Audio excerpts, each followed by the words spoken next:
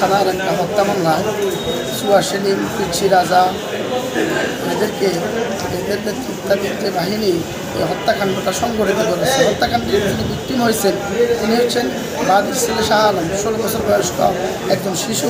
তাকে নির্মমভাবে হত্যা করা হয়।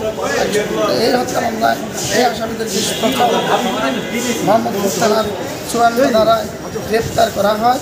পরবর্তীতে 12 তারিখে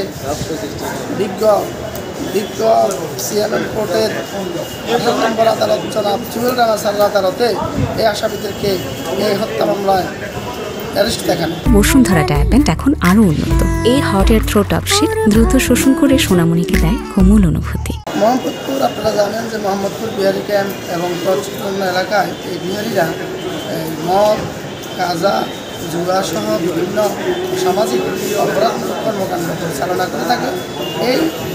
এই মাদক সাম্রাজ্য মাদকের নেতৃত্ব দিতে গিয়ে বিভিন্ন সময় তাদের মধ্যে বিভিন্ন গ্রুপের সংঘর্ষ হয়ে থাকে।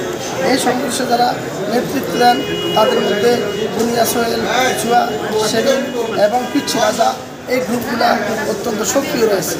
এদের আন্ডারে শত শত তাদের কর্মী বাহিনী আছে।